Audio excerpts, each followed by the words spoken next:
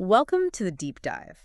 Today, we're taking a slightly different look at a figure we all think we know, John D. Rockefeller. Yeah, instead of just the oil baron, the billionaire, Yeah. we're diving into his anxieties. Exactly. The idea that maybe these fears, these worries, were actually what drove his incredible success and even his philanthropy. It sounds surprising, but it feels really relevant. Totally relevant for anyone facing big challenges, building something. So yeah, this deep dive is all about Rockefeller Sr., but through that lens of fear. What was he actually afraid of at different points? And we're digging into solid sources here, historical accounts, of course, Right. but also drawing from beyond charity, which is from the Rockefeller Foundation itself, gives a unique perspective. Mm. And the goal really is to see how someone like Rockefeller, hugely successful, was still driven by these basic human anxieties. And crucially, how he didn't just get paralyzed by them, but actually channeled them, turned them into innovation, into drive. Right. We think you'll find some genuinely useful takeaways here, things you can actually apply. For sure. So we've broken it down into 7 parts, 7 specific fears he faced. We'll look at, what sparked the fear, what good things surprisingly came out of tackling it, and the lessons for us today. Ready to jump in? Let's do it, starting right at the beginning. Early career. Okay, section 1. Early career fears. Okay. This is about just keeping up with the sheer speed of growth, right? Yeah. Imagine your wealth is just exploding. It sounds great, but the anxiety was real. How do you manage it? All the people asking for help. Uh-huh. And even the basic stuff, getting paid. Debt collection was a real headache back then. You really see signs of this fear. Like his advisor, Frederick Gates, he warned him the money was rolling up like an avalanche. It wasn't just wealth, it was a burden. Exactly. Gates basically said, you're going to get crushed by this if you don't figure out how to give it away systematically. And Rockefeller himself said he felt hunted, didn't he? By people wanting donations, stalked even. That's pretty intense language. It really shows the pressure he felt. And like you said, the nuts and bolts he had to get really methodical about collecting debts just to keep the early business afloat. A constant worry. But what's fascinating is how dealing with these fears actually helped him. That feeling of being swamped by charity requests. Yeah, that forced him to realize, okay, just writing checks randomly isn't going to work. I need a system, a strategy for giving. And the stress over, cash flow and debt, that made him laser focused on costs, especially transportation costs, which became huge later. Absolutely. He built this bedrock financial discipline really early on. He learned to master those fundamentals. And it also started him thinking about giving, not just as charity, but as a responsibility that needed its own kind of discipline. Right. So the lessons here for, say, an entrepreneur listening, what do you think? Well, first, build systems early. Don't wait until you're overwhelmed by growth or emails or whatever. Get processes in place. Definitely. And second, master the basics. The finances, the cash flow. Don't ignore the seemingly boring stuff. It's crucial. And maybe third, think about social responsibility from the start. Even in small ways, it clearly shaped Rockefeller's path. Good points. Okay, so as Standard Oil really starts to dominate, the fears shift. On to section 2, expansion and consolidation. Now the fear is competition. Yeah, the threat from all those other smaller refiners. Rockefeller had this deep-seated fear of, inefficiency. He saw a fragmented market as inherently wasteful and unstable. And you see this fear driving just relentless action, acquiring competitors left, right, and It center. wasn't just about growing bigger. It was about absorbing or just eliminating the competition to create order, his kind of order. The Cleveland Massacre, that's such a stark name, but it sums it up, right? Absorbing 22 out of 26 rivals in just a few weeks. Incredible speed and ruthlessness. Yeah. And his tactics. Apparently, he'd literally show competitors his books. Right, basically saying, look how much more efficient I am. You can't win. Sell to me now or I'll bankrupt you. Pretty intimidating. Extremely. But you can't argue with the results for Standard Oil, can you? No. This consolidation led to, unbelievable efficiency, economies of scale nobody else could touch. They could produce and ship oil cheaper than anyone. Yeah. That's how they became the biggest, most valuable company on the planet at the time. And there was another benefit too, right, when they bought these companies? Yeah, they didn't just get assets, they got talent. Yeah. Key people like Flagler, Pratt, Rogers, they came on board and made Standard Oil even stronger. So, lessons for entrepreneurs facing a tough competitive landscape today. Well, number 1, ruthlessly pursue efficiency.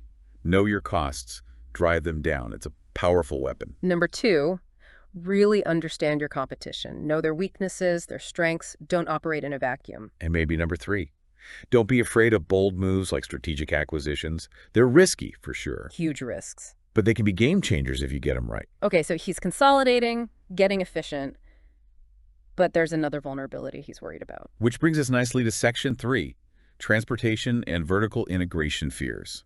He hated relying on outsiders, didn't he? Right. Especially the railroads. He was terrified they'd just jack up rates or cut him off. They held so much power over his core business. And you see this fear play out in some major fights. Clashes with huge railroads like the Pennsylvania Railroad. These weren't small disputes. No, these were high-stakes battles over pricing and control. But he didn't just fight them on their terms. Right. This is where he gets really innovative. He starts investing heavily in pipelines, a totally different way to move the oil. It seems obvious now, but back then it was a massive strategic gamble, building a whole new infrastructure. And he used his leverage, too, shifting huge amounts of his business from one railroad to another to get better deals, even starting price wars to force their hand. He wasn't afraid to play hardball.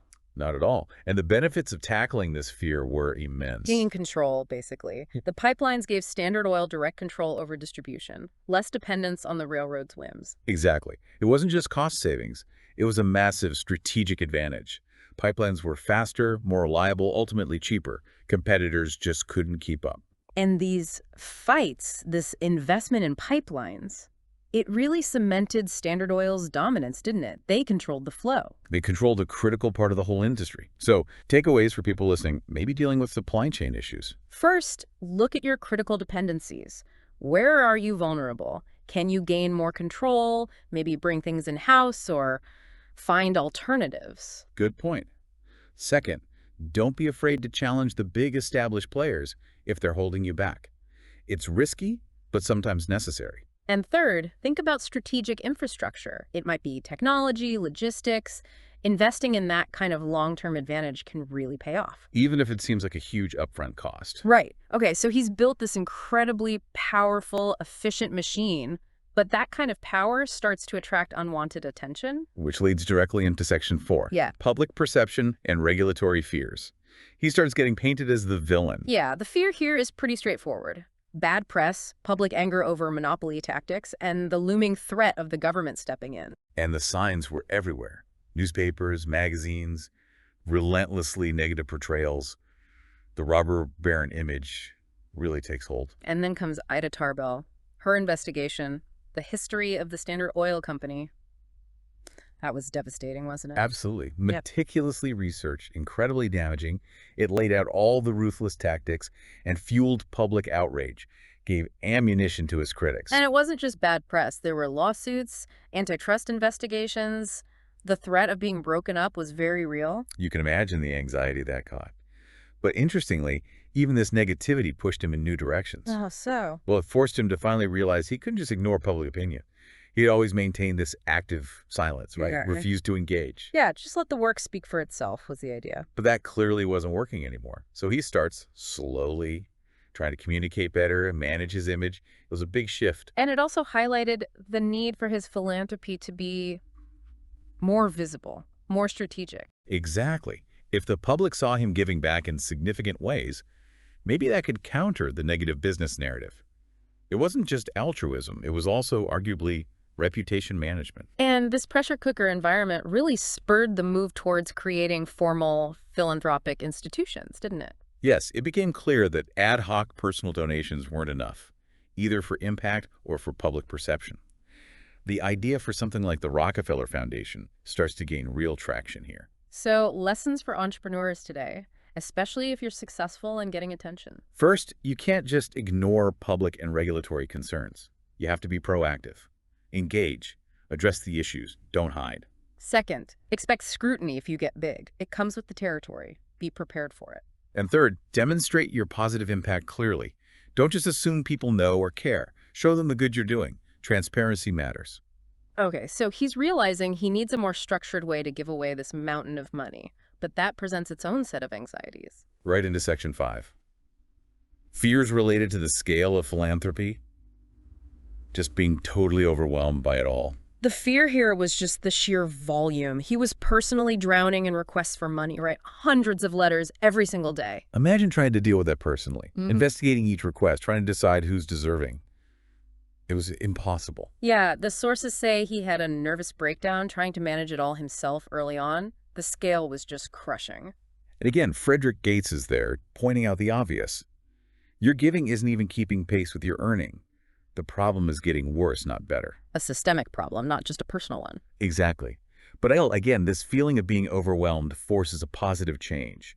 It makes him develop clear principles for giving. What were those key principles? Things like promoting self-reliance in recipients, not just handouts. Making sure his donations complemented what others were already doing, avoiding duplication, Hmm. and focusing support on well-planned organizations that can actually use the money effectively, rather than just, individuals with sad stories.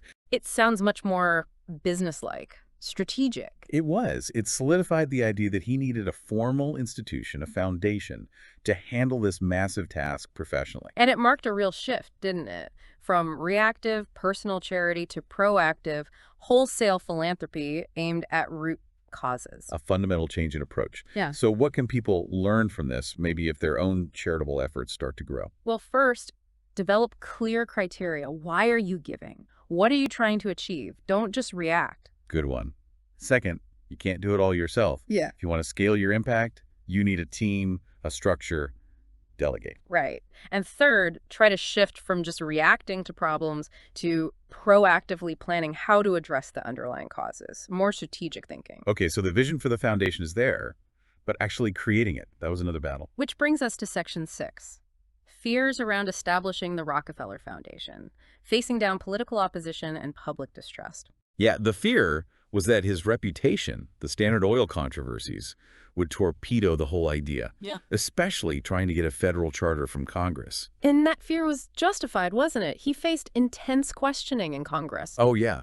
Hostile questioning. People directly linking the foundation to the antitrust stuff. Yeah. Basically accusing him of trying to, I don't know, buy legitimacy or exert even more influence. Deep suspicion. Even big names at the time, like the president of Harvard, Charles Eliot, were skeptical, worried about such a huge pot of money controlled by one entity. Right. The idea of this perpetual, powerful foundation was new and, frankly, alarming to some people. And Rockefeller actually had to make concessions, didn't he?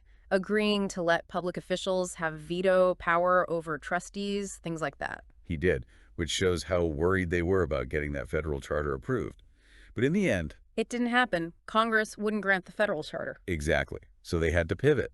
Fear met with adaptation. They went to the New York State legislature instead and got a state charter. So the foundation was born, just not quite as originally planned. Right. But the whole difficult process, the scrutiny, it actually had a positive side effect. It forced them to think really hard about governance. Precisely. How should this thing be structured? How do we ensure accountability to the public, especially given all the suspicion? Those questions were front and center because of the opposition. And it ultimately led to a pioneering model for large-scale philanthropy, one that was designed to be adaptable. Yeah, despite the rough start, it set a precedent. So lessons here about facing political or PR hurdles. First, anticipate them. If you're doing something big or controversial, expect pushback and plan for it. Second, be flexible. If plan A hits a wall, like the federal charter did, have a plan B ready. Adapt. And third, use the criticism. Let the scrutiny push you to build stronger governance, be more transparent. It can actually make your organization better. Okay, last section. The foundation exists, it's running. But the anxieties don't stop there. Section 7. Fears about governance and ossification. Basically, the fear of the foundation becoming stale, bureaucratic, getting foundationitis. Exactly. This fear, especially for John D. Rockefeller Jr., who became heavily involved, was that the foundation would lose its edge, become complacent, bogged down in process. And there were also worries about conflicts of interest, right? Trustees connected to the family businesses, maintaining public trust was an ongoing concern. Definitely.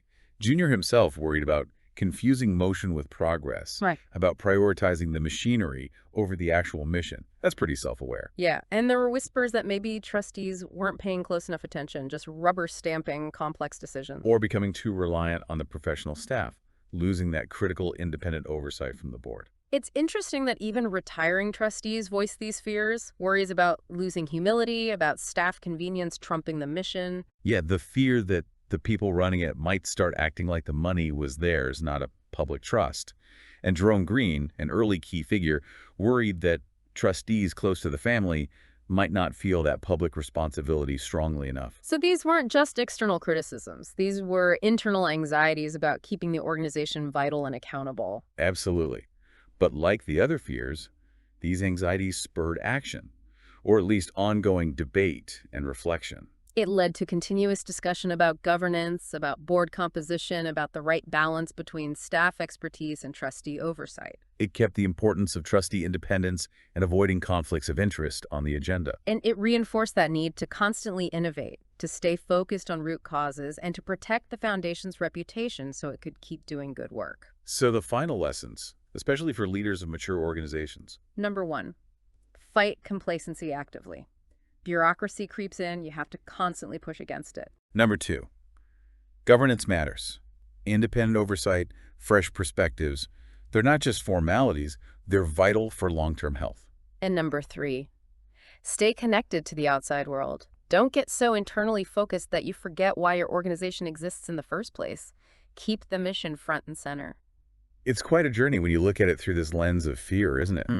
Rockefeller's story really shows how anxiety, if you face it strategically, can be this incredibly powerful driver. Yeah, for business innovation, for building something massive like Standard Oil, but also for creating entirely new models of philanthropy. From worrying about debt collection and competitors. To worrying about his foundation becoming bureaucratic decades later. The responses to those fears shaped his legacy and arguably shaped parts of our world. By digging into those fears, those responses, hopefully you listening can find some really useful insights for your own challenges.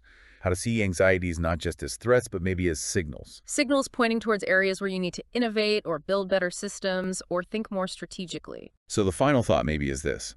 What anxieties are you feeling in your work or your projects? Could they actually be highlighting your next big opportunity for growth or change? What systems, what principles could you put in place now to deal with the challenges you see coming down the road?